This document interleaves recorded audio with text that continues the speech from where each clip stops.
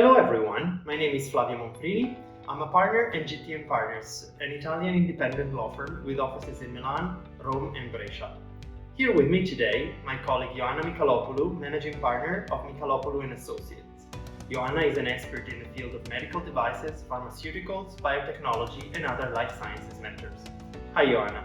Hi Flavio. It is a pleasure to be here with you today talking about life sciences law, an area of expertise we have been focusing on in the last 20 years and counting.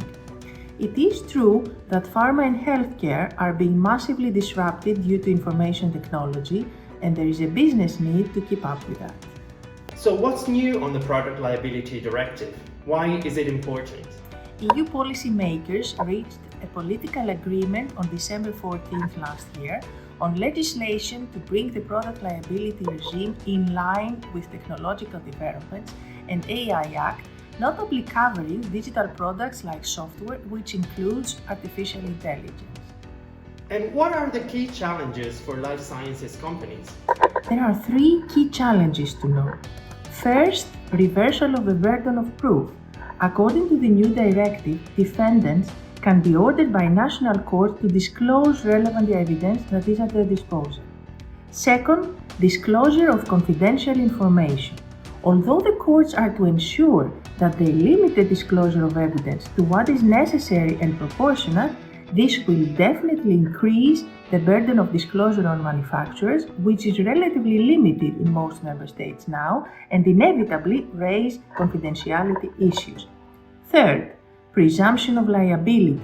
This new duty, especially where complex technologies or complex science are involved, lead to an increased risk for manufacturers to be successfully sued to pay damages in case of defective products. In that sense, national courts should presume the defectiveness of the product when a defendant fails to comply with such an obligation. So how can healthcare companies be protected in relation to the most important proposed changes by the new directive? First of all, how important is the position of economic operators in the supply chain?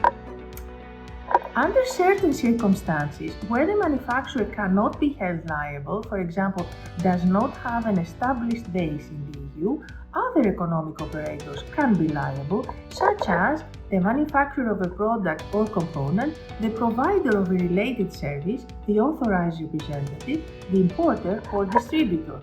This is actually in line with the provisions of the MDR and IVDR. And what about the right of recourse of economic operators? This is very important.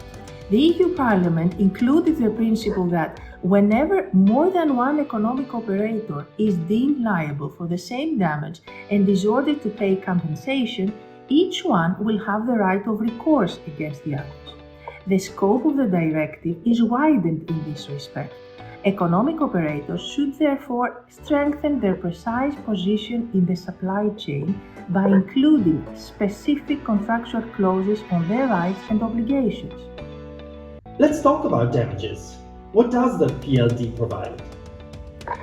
The new PLD provides people who have suffered material damage from a defective product with a legal basis to sue the relevant economic operators and seek compensation. It actually includes loss or corruption of data, including medically recognized damage due to psychological health.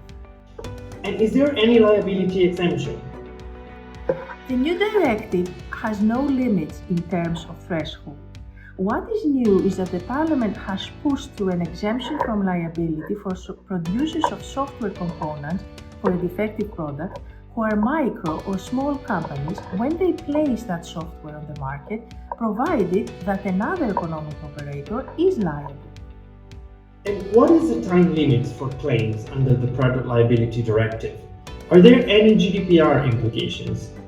The directive extends the time limit for claimants from 10 to 15 years in circumstances where the symptoms of personal injury are slow to emerge, for example, following ingestion of a defective chemical or food product. Such a time extension may have implications, though, for data retention practices and may conflict with GDPR requirements, which states that personal data should not be kept longer than necessary.